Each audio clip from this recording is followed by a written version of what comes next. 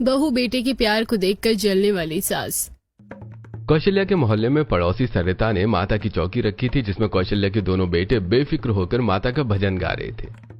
माँ माँ माँ तुझे दिल ने पुकारा, अरे जोर से बोलो जय माता दी, सारे बोलो जय माता दी, अरे मिलकर बोलो जय माता दी जय माता दी जय माता दी जय माता दी, शेरा वालिए जोता वालिए पहाड़ा वालिए, अरे सारे बोलो जय माता दी। अरे वाह, वो दोनों बच्चे कितना प्यारा भजन गा रहे हैं माँ का। सच में मेरा तो दिल खुश हो गया आरव बेटा, विवान बेटा। सच में कौशल्या, तेरे दोनों बेटे राम लक्ष्मण जैसे हैं। मैं तो सोच रही हूँ अपनी बेटी शिवानी और साक्षी की शादी इन दोनों से ही कर दूं। ये सुनते ही कौशल्या घबराकर अपने दोनों बेटों के कान के पीछे अपनी पोटली से काजल निकालकर लगा देती है। तो नजर ना लगे दोनों को। अरे इसमें ऐसी क्या बात है जो तू काला टीका लगा रही है? शादी तो करनी है ना अपने बेटों की, एक बार देख तो ले तू मेरी बेटियों को। वैसे भी तेरे दोनों बेटे हीरो लगते हैं। शादी नहीं, मेरे बेटे को शादी करने की कोई जरूरत नहीं है। वो मेरे साथ ही रहेंगे, वो कहीं नहीं जाएंगे। ज्यादा तारीफ मत करो, कहीं तुम्हारी वजह से मेरे दोनों बेटों को नजर लग जाए तो। बेटा यहाँ पर बहुत रह लिया, तुम दोनों अब घर के अंदर चलो। अरे माँ, अभी चौकी में और भी भजन है। बस बेटा, इतना योगदान बहुत है तुम्हारे लिए। कौशल्या अपने दोनों बेटों को खींचकर घर के अंदर ले जाती है। उसे देखकर बाकी के लोग टिप्पणियां देते हैं। अरे बड़ी पागल औरत है, थोड़ा तारीफ क्या कर दी, दोनों बच्चों को अंदर ले गई। सच में कौशल्या जरूरत से ज्यादा पागल है बेटों के पीछे। कौशल्या सुन लेती है लेकिन कुछ नहीं बोलती। इनको जो कहना है कहने दो, मेरे बेटे मेरे हैं, मैं उनका प्यार किसी से नहीं बांटूंगी। मैं क्यों करवाऊं उनकी शादी? कौशल्या घबराती हुई रसोई में जाकर पानी पीती है। उसके हाथ से गिलास छूट जाता है। आवाज सुनकर सब आ जाते हैं। माँ आप ठीक तो है ना? क्या हुआ आपको? अरे कहीं तुम्हें कौशल्या फिर से? नहीं, कुछ भी तो नहीं हुआ। बहुत गर्मी हो रही है ना, तो जल्दी जल्दी पानी पीने की कोशिश कर रही थी तो गिलास छूट गया। मैं अभी साफ कर देती हूँ। नहीं माँ, आप मत करो, मैं करता हूँ। रहने दो भैया, मैं कर देती हूँ। वैसे मम्मी, अभी माता की चौकी 2-3 घंटे और चलेगी। आप इतनी जल्दी कैसे आ गई भैया के साथ? क्यों आ नहीं सकती? ऐसा कहीं दस्तावेज में लिखा है क्या कि पूरे टाइम के लिए वहीं बैठना पड़ेगा? नहीं माँ, मैं तो बस। चुप कर और खाना बना दे। कौशल्या अपने कमरे में आ जाती है। अनिका खाना बनाती है। दोनों भाई भी कमरे में बैठे होते हैं। अपने दोनों बेटों के परेशान हो रही हो ना? किसी में कुछ कह दिया था क्या चौकी में? मुझे बता सकती हो कौशल्या तुम? हाँ, वो मनोरमा मुकेश तारीफ कर रहे थे, फिर शादी की बात बोल रहे थे। मैं क्यों करवाऊँ उसकी बेटी से अपने बेटे की शादी? उससे नहीं करवाओगी पर किसी से तो करेंगे। इसमें इतना गुस्सा होने वाली क्या बात है? वैसे भी हमारे दोनों बड़े बेटे और शादी लायक हैं। उनके लिए अच्छी लड़की तो देखनी पड़ेगी। लेकिन रमेश जी, अगर शादी के बाद मेरे बच्चे मुझसे दूर हो गए तो? अरे कैसी बात कर रही हो लड़के की माँ होकर? हमारे बेटों को कौन सा विदाई करके ससुराल जाना है भाई? बल्कि दूसरे घर से बहू आएगी तो दूर कैसे हो जाएंगे? कौशल्या अपने पति की बातों को सोचती रहती है। 3 दिन बाद दोनों बेटे ऑफिस से आते टाइम फोन नहीं उठा रहे हैं। कौशल्या को दोनों बेटों को फोन मिलते मिलाते 2 घंटे से ऊपर हो गए थे और अब वो परेशान हो रही थी। ये क्या हो रहा है? विवान और आरव दोनों ही फोन नहीं उठा रहे हैं। रोज 8 बजे घर आ जाते हैं। आज 8 बजे कहाँ रह गए मेरे दोनों बच्चे? अरे भाग्यवान, अब क्यों परेशान हो रही हो? अजी परेशान नहीं हूँ तो क्या करूँ? आप आरव और विवान को फोन करो, मेरा दिल बैठा जा रहा है। रमेश अपने दोनों बेटों को फोन लगाता है लेकिन दोनों में से किसी का फोन भी नहीं लगता है। आरव, विवान, किसी का फोन नहीं लग रहा है। तुम चिंता क्यों कर रही हो? 20 मिनट ही तो हुए हैं, आते ही होंगे। क्या पता फोन स्विच ऑफ हो गया हो या नेटवर्क ना हो। अनिका बेटा, तू फोन कर अपने भाइयों को। मुझे बहुत घबराहट हो रही है, कहीं दोनों चले न जाए। माँ, कुछ नहीं होगा, भैया को आते ही होंगे। लेकिन कौशल्या शांत ही नहीं होती। उसे घबराहट होने लगती है और घबराहट के पास सीधा पानी अटैक आ जाता है। वो गहरी गहरी सांस लेने लगती है, हाथ पैर कांपने लगते हैं और अपने बच्चों का ही नाम लेती है। आरव, विवान, बेटा कहाँ चले गए थे तुम? मम्मी बचाओ, मम्मी बचाओ, मम्मी बचाओ, मम्मी बचाओ, मम्मी। नहीं नहीं, मैं अपने बच्चों को फिर से नहीं खोने दूंगी। आरव, विवान। पापा पापा देखो ना, मम्मी की हालत खराब हो रही है, कुछ करो ना पापा। अरे लगता है मुझे डॉक्टर को बुलाना पड़ेगा। तुम्हारी माँ की तबीयत खराब हो रही है, पता नहीं विवान कहाँ रह गए। पूरे घर में हड़कंप मच जाता है। रमेश डॉक्टर को फोन करके बुलाता है।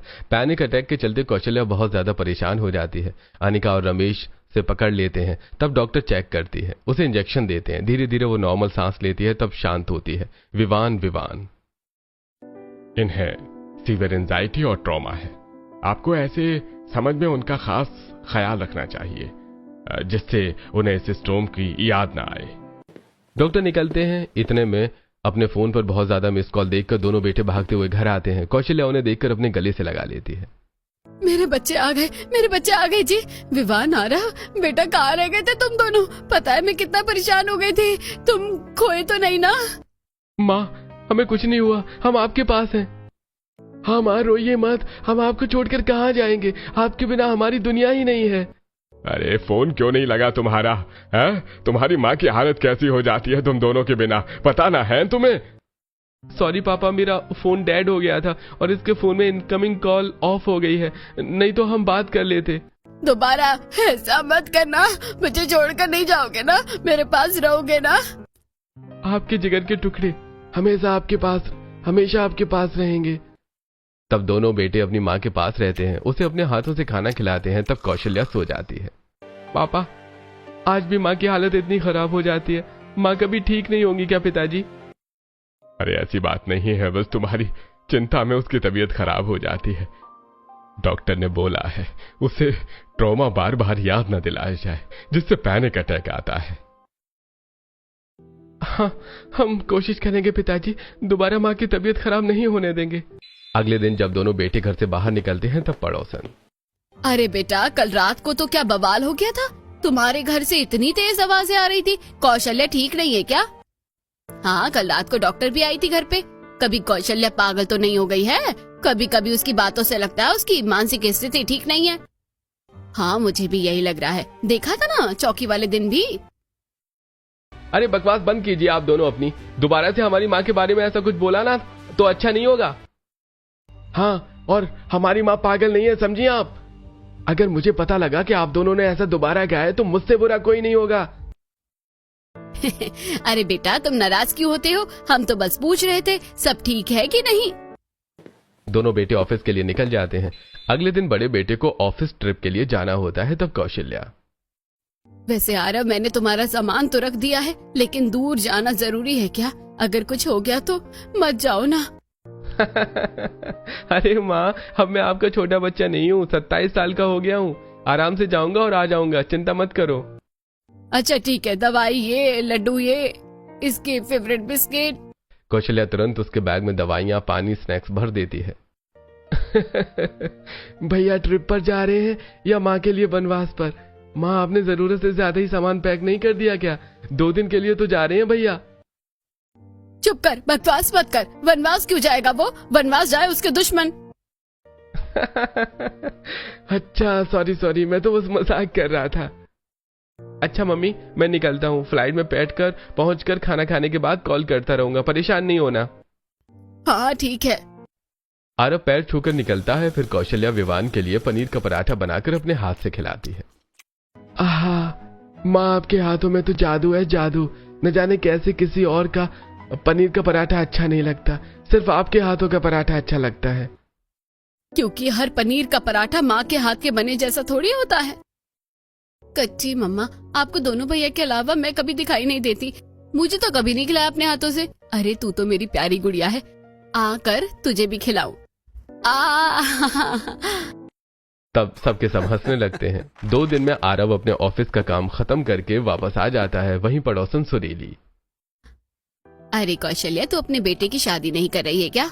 मैं तो कहती हूँ ना ही करे, क्योंकि इसे तो अपने दोनों बेटों को खोने का डर है कि कहीं बहुएं आकर इसके बेटों को अपने बस में न कर ले। और वैसे ठीक ही है, शादी के बाद बेटे बदल जाते हैं। मनोरमा, तू कौशल्या को भड़का क्यों रही है? उसके बेटे उससे प्यार करते हैं, उसे छोड़कर कहीं नहीं जाएंगे। माँ का प्यार इतना कमजोर नहीं होता है कि किसी के आने से टूट जाए, है ना कौशल्या? हाँ, तूने बिल्कुल ठीक कहा। मुझे अपने दोनों बेटों पर पूरा विश्वास है कि शादी के बाद भी वो हमेशा मुझे पहले जैसा ही याद रखेंगे। लेकिन जो मनोरमा ने कहा है, अगर ऐसा हो गया तो नहीं, मैं अपने बेटों को नहीं खो सकती। कौशल्या, तू साबित कर दे, तेरे मन में तेरी आने वाली बहुओं को लेकर कोई भी असुरक्षा नहीं है। हाँ। मनोरमा की बात सुनकर कौशल्या का चेहरा उतर जाता है। घर के अंदर आते ही फिर से अपने बच्चों की वो फोटो और न्यूज़पेपर का टुकड़ा निकाल लेती है। आज भी मैं इस हादसे से उभर नहीं पाई हूँ, लेकिन अपने बच्चों की गृहस्थी नहीं बसाऊंगी तो ये सब तो गलत होगा ना। कौशल्या, तुम जितना सोचोगी उतना बेचैन रहोगी, और वैसे भी एक दिन तुम्हारे बेटों की शादी करनी है। अब तुम्हारी मर्जी से करें या अपनी मर्जी से, वो तो होगी ही। इसलिए अपने मन से इस डर को निकाल दो, और तुम्हारे बच्चे तुम्हें छोड़कर कहीं नहीं जाएंगे। हाँ, मेरे बच्चे मुझे कभी नहीं छोड़ेंगे। फिर हम दोनों बेटों के लिए रिश्ता देखना शुरू कर देते हैं। हाँ, बिल्कुल।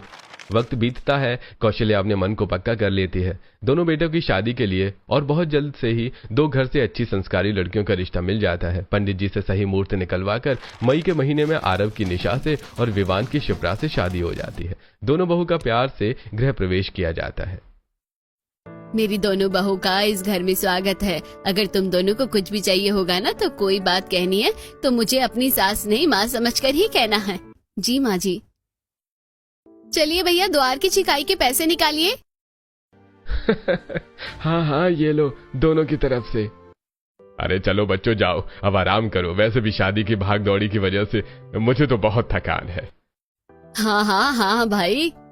फिर हंसते मुस्कुराते हुए सब सोने चले जाते हैं। अगली सुबह दोनों बहू 6 बजे उठकर नहा धोकर तैयार हो जाती हैं और घर की सफाई भी कर लेती हैं। सास नहा रही होती है, इतने में दोनों बहू चाय नाश्ता लेकर रमेश के पास पहुंचती हैं।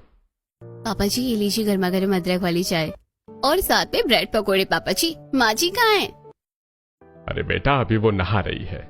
ऐसे तो हमें बहुत टाइम लग जाएगा पापा जी। आप ही बता दीजिए, हम दोनों के पतियों को खाने में क्या पसंद है? हाँ पापा जी, हम खाने में वही बनाना चाहते हैं। बना सकते हैं ना पापा जी?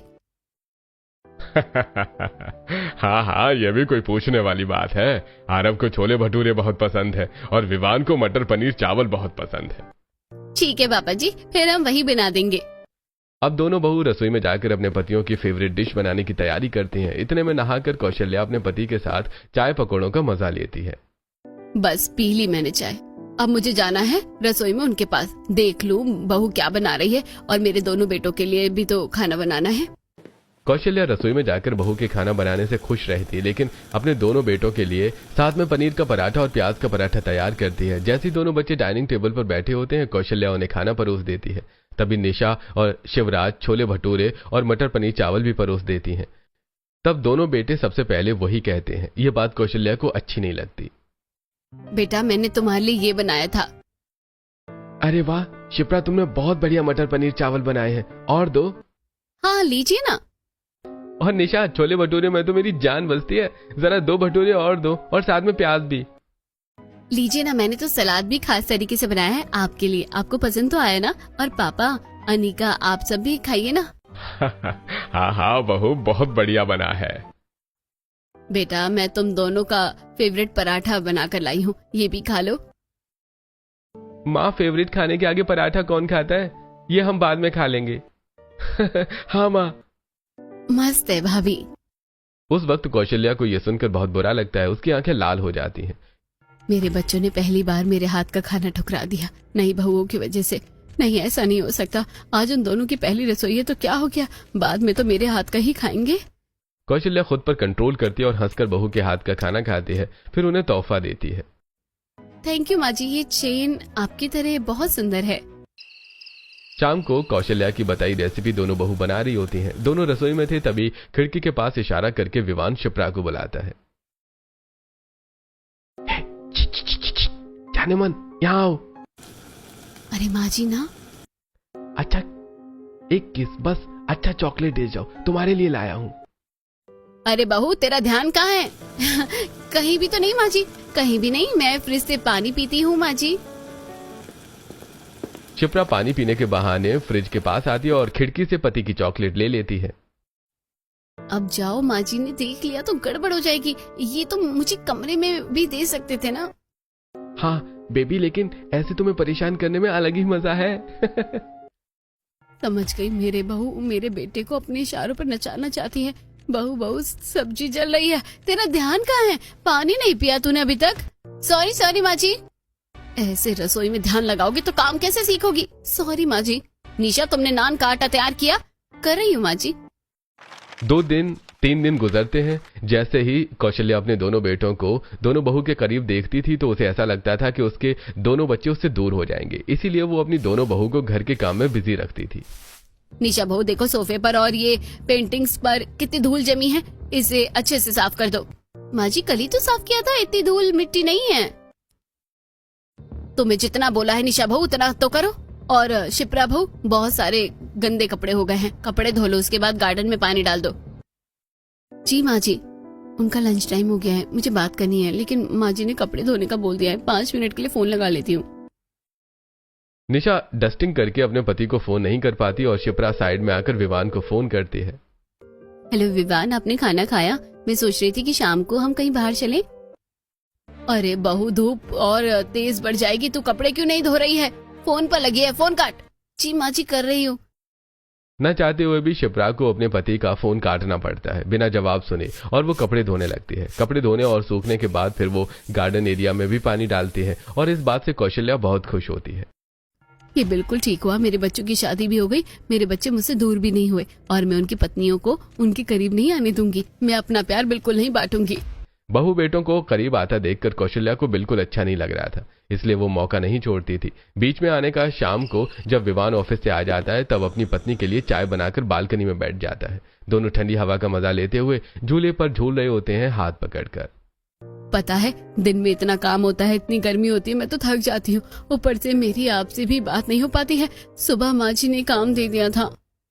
अरे कोई बात नहीं जान, इसीलिए तो मैं तुम्हें अब अपना वक्त दे रहा हूँ। ऑफिस से आने के बाद आई एम ऑल योर्स। चाय पियो और बताओ कैसी बनाई है। ये तो बिल्कुल मेरे पसंद वाली चाय है। दोनों एक दूसरे के बहुत करीब होते हैं। विवान उसके बालों में फूल लगा रहा होता है। इतने में छुपकर कौशल्या ये सब देखकर परेशान होने लगती है। कब से विवान को ढूंढ रही थी। पहले मेरा बेटा ऑफिस से पहले मेरे पास आता था, लेकिन अब वो अपनी बीवी के पास चला जाता है। कौशल्या वहां से अपने कमरे की ओर जाती है कि घबराहट की वजह से पास के गमले की वो खींच लेती है। टूटने की आवाज से सब भागकर आ जाते हैं। देखते हैं कौशल्या जमीन पर बैठकर कांप रही है। नहीं नहीं, तुम मुझे छोड़कर कहीं नहीं जाओगे। विवान विवान। माँ मैं कहाँ जाऊंगा, मैं तो यहीं था बालकनी में। हाँ कौशल्या परेशान मत हो, और तुम यहाँ पर क्या कर रही हो? हाँ मम्मी जी, हम सिर्फ बालकनी में थे, आपको यहाँ नहीं होना चाहिए था।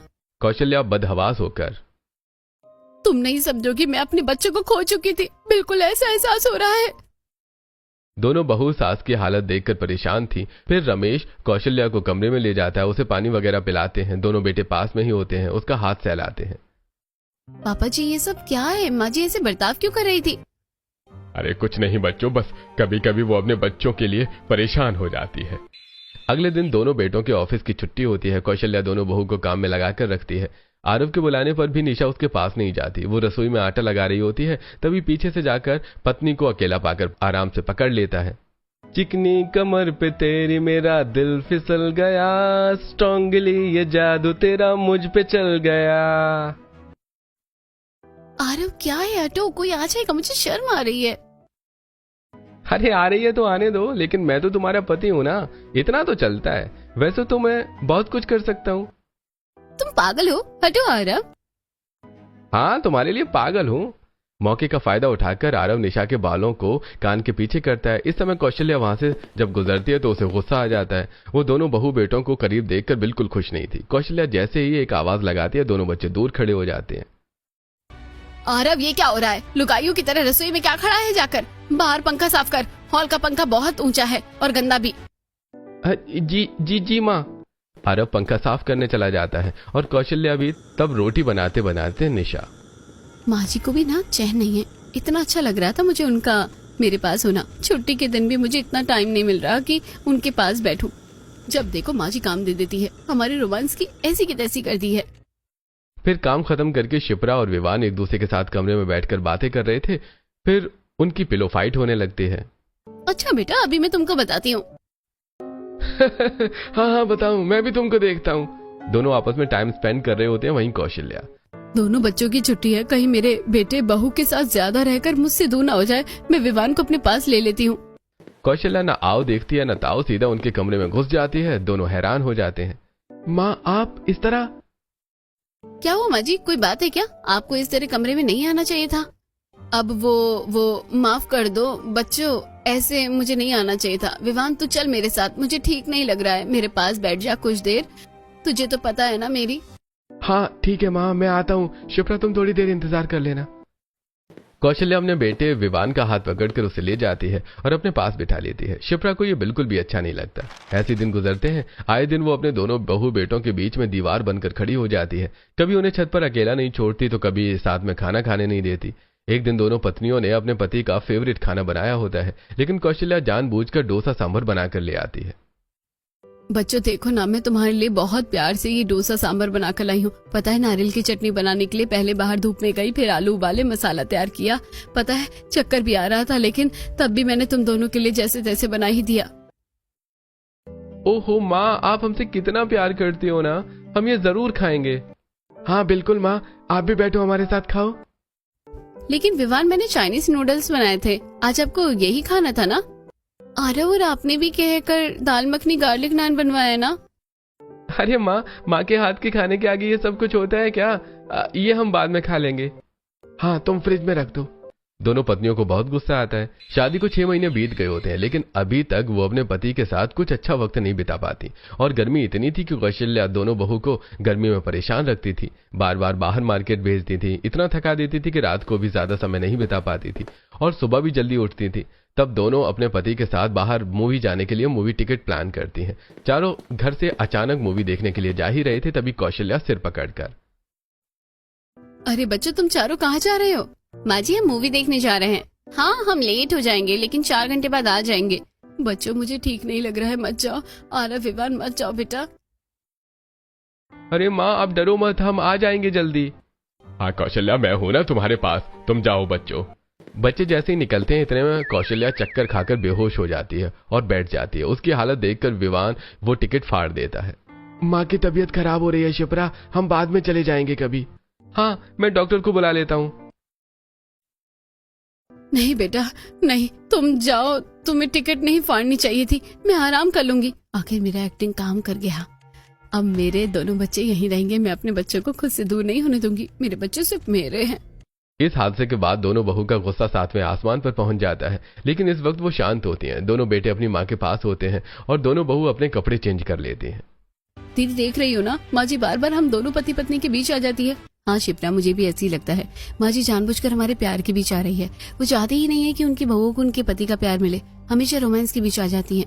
मैंने भी दीदी यही नोटिस किया है, कभी रसोई में आ जाएगी, कभी डायरेक्ट कमरे में। कल मैं पापा जी से बात करूंगी। शिप्रा और निशा अपने पति को कौशल्या के पास से बुलाने आती है, लेकिन वो दोनों माँ के कमरे में ही सो गए होते हैं, तो दोनों पत्नी गुस्से में सो जाती हैं। अगले दिन घर में मेहमान आते हैं। अवंतिका और सुरेश खाते हुए कहते हैं, अरे वाह बहू, तुमने खाना तो बहुत अच्छा बनाया है। अब तो शादी को भी टाइम हो गया। वही तो, शादी को भी इतना टाइम हो गया है, खुशखबरी कब दे रहे हो? वो क्या होती है, कैसे मिलेगी ये खुशखबरी आप सबको? हाँ, जब हमारी सास हमारे पति को थोड़ी देर के लिए भी हमारे पास नहीं छोड़ती है। वही तो, कहीं भी जाए बीच में टपक जाएंगी, किसी न किसी बहाने से हम दोनों को अलग कर देंगी। मुझे तो लगता है माँ जी अपने बहू बेटों के प्यार से जलती है। वो चाहती ही नहीं है कि इस घर में भी किलकारी गूंजे।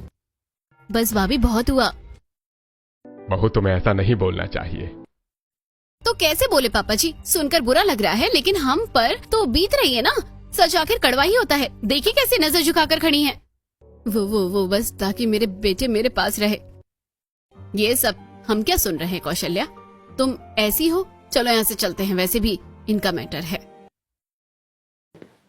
शर्मिंदा होकर मेहमान चले जाते हैं। कौशल्या बेटे की तस्वीर पकड़कर रोने लगती है। उसे फिर से घबराहट होने लगती है। उसकी यह हालत देखकर रमेश उसे संभालता है और जब वो काम डाउन हो जाती है तब रमेश, बहू मुझे बिल्कुल अंदाजा नहीं था कि कौशल्या तुम चारों के बीच आ रही है, लेकिन ऐसे मेहमान के सामने नहीं कहना चाहिए था। हम भी परेशान हो गए थे पापा जी, क्या करते। मुझे तो समझ नहीं आता कि आखिर माँ जी को ऐसा कौन सा डर है जो ये ऐसा बर्ताव करती है और हमें अपने पतियों के साथ रहने नहीं देती। बार बार उनकी हालत खराब होती रहती है। मैं बताता हूँ, आज से कई साल पहले जब तुम दोनों के पति 7-8 साल के थे, तब हम सब मेले में गए थे। अनिका गोद में थी। मम्मी पापा देखो, मुझे उस झूले में झूलना है। और मुझे उस वाले झूले में पापा। हाँ बेटा, चलेंगे। अनिका छोटी है ना, पहले दूसरी झूले में चलते हैं, चलो। इस वक्त अचानक से भीड़ आ जाती है। दोनों भाई माँ बाप के हाथ से छूट जाते हैं, लेकिन उन दोनों का हाथ साथ में होता है। उसी वक्त बच्चों को उठाने वाले गुंडे दोनों बच्चों को उठा लेते हैं। कौशल्या और रमेश पूरे मेले में ढूंढते रहते हैं, लेकिन बच्चे दिखाई नहीं देते। आरव विवान, कहाँ चले गए तुम दोनों? मैं तुम्हें खो नहीं सकती। कहाँ हो बच्चे तुम? गोद में अनिका होती है। रमेश और कौशल्या पागलों की तरह ढूंढ रहे होते हैं, लेकिन बच्चे नहीं मिलते। एक हफ्ता बीत जाता है, पुलिस कोई पता नहीं लगा पाती। इस दौरान कौशल्या कुछ खाती भी नहीं है, कमजोर हो जाती है। फिर 15 दिन पुलिस बच्चों को भीख वाले सिग्नल से पकड़ती है। न्यूज में खबर आती है, तब जाकर कौशल्या और रमेश को अपने दोनों बच्चे मिलते हैं। कौशल्या बच्चों को गले से लगाकर फूट फूट के रोती है। मेरे बच्चे आखिर मुझे मिल ही गए। अब कभी मुझे छोड़कर मत जाना, वरना मैं मर जाऊंगी। मेरे बच्चों की क्या हालत हो गई है। शांत हो जाओ कौशल्या, अब हमारे बच्चे हमें छोड़कर कहीं नहीं जाएंगे। कौशल्या की मानसिक स्थिति ऐसी हो गई थी कि वो एक सेकंड के लिए भी अपने दोनों बच्चों को नहीं छोड़ती थी और अपने पल्लू से बांध के रखती थी, यहां तक कि उनके स्कूल के बाहर भी खड़ी रहती थी। बड़ी मुश्किल से मैं तुम्हारी माँ को संभाला और विश्वास दिलाया, तब जाकर बच्चों को आज वो थोड़ा बाहर निकलने देती है, वरना परेशान हो जाती है। उसे यही डर है कि उसके बच्चे दूर न हो जाएं तुम्हारे आने से। मुझे नहीं पता था माँ जी की ऐसी हालत है। उन्हें अच्छे थेरेपिस्ट के पास ले जाएंगे। हाँ, हम उन्हें जल्दी ही ठीक करवाएंगे। बहुओं को सास की हालत समझ आती है, तो वो उनका ख्याल रखने लगते हैं और 2 दिन बहू के कहने से थेरेपिस्ट के पास भी जाती हैं। लेकिन एक रात जब वो किसी पार्टी से आते हैं, तब अंधेरे वाले हाईवे पर उनकी गाड़ी खराब हो जाती है, जो कि 4 गुंडों ने कील डालकर की थी। और फिर जब वो गाड़ी से बाहर निकलते हैं तो चाकू के सहारे उन्हें पकड़ लेते हैं। तगड़ी अमीर पार्टी हाथ लगी है। इनके कहने निकालो। ओहो, 2-3 हुस्नबरियां भी हैं यहाँ पे। ओए, तुम्हें जो चाहिए यहाँ से शराफत से ले जाओ, लेडीज के पास मत जाओ। हाँ, छोड़ो उन्हें। आरव ये गुंडे। तब 2 गुंडे उनके सारे गहने निकालते हैं और 2 चाकू से घर के परिवार वालों को रोक रखे थे। तभी दोनों भाई हीरो बनकर गुंडों को मारने लगते हैं। इतने में दोनों गुंडे चाकू दिखाकर पकड़ के उन्हें साइड में खड़ा कर देते हैं। रमेश अपने बच्चों और बहू को बचाने के चक्कर में कुछ नहीं कर पाता। तभी यहाँ नेटवर्क नहीं आ रहा, मुझे थोड़ा दूर जाना होगा, पुलिस को लोकेशन देनी होगी। शिप्रा किसी तरह बचकर पुलिस के फोन करके अपनी लोकेशन और हेल्प का मैसेज करके भेज देती है। अरे ज्यादा हीरो बन रहे हैं ना, इन्हें मार डालते हैं। एक गुंडा आरव पर वार करता है। माँ! उसके दोनों बच्चों के चोट लगने पर कौशल्या तिलमिला उठती है। माँ जी, अपने डर को खत्म कीजिए, वरना आज आपके बच्चे आपसे दूर हो जाएंगे। उस डर को हरा दीजिए। माँ जी, अपने बच्चे को बचा लीजिए। मेरे बच्चे आरव विवान, मैं तुम्हें कुछ नहीं होने दूंगी बेटा। कौशल्या को याद आ जाता है कैसे उसके बच्चे बचपन में खो गए थे और दोबारा वो ऐसा नहीं चाहती थी। इसलिए एक गुंडे के हाथ पर काटकर वो लोहे की रॉड जमीन से उठाकर दोनों गुंडों को मारने लगती है। इतने में दोनों बच्चों के हाथ खुल जाते हैं, तो वो गुंडों को मारते हैं। पत्नी और बहन पिता को गाड़ी में सुरक्षित बिठा देते हैं। तभी एक गुंडा कौशल्या पर वार कर देता है।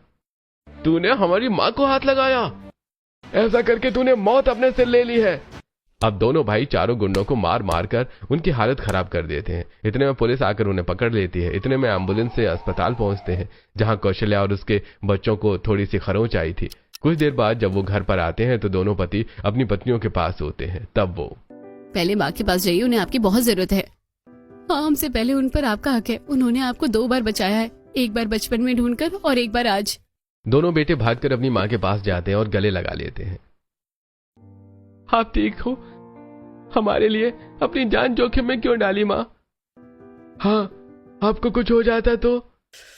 कैसे होता है, पहले मैं डरती थी तुम्हें खोने से, लेकिन आज अगर डरती रहती तो सच में खो देती। इस मोमेंट पर घर के सभी की आंखों में आंसू होते हैं। शिप्रा, निशा बहू, मैं तुम दोनों की गुनहगार हूँ, जो ये समझती रही कि तुम दोनों मेरे बेटे को मुझसे दूर कर दोगी और मैं हमेशा तुम्हारे प्यार के बीच आती रही। लेकिन अब ऐसा नहीं होगा, क्योंकि अब से हम माँ बेटी बनकर सच में रहेंगे। जी माँ जी। इस तरह कौशल्या के मन से धीरे धीरे डर निकल जाता है। वो थेरेपी लेने लगती है। पूरे परिवार में प्यार होता है। फिर अपने दोनों बहू बेटों को बाहर घूमने के लिए टिकट बुक करती है। जब दोनों बच्चे गोवा जा रहे होते हैं तब अगर माँ जी देर हो गई तो फिर से आपको पैनिक अटैक। इस बार पैनिक अटैक नहीं आएगा, सीधा वीडियो कॉल करूंगी। सब हंस पड़ते हैं, दोनों बच्चे घूमने के लिए निकल जाते हैं। दोस्तों, आपको क्या लगता है कि माँ का प्यार अपने बेटों पर इतना ज्यादा हावी हो गया था कि उनकी गृहस्थी बिगड़ने पर आई थी? कमेंट करके हमें जरूर बताइए।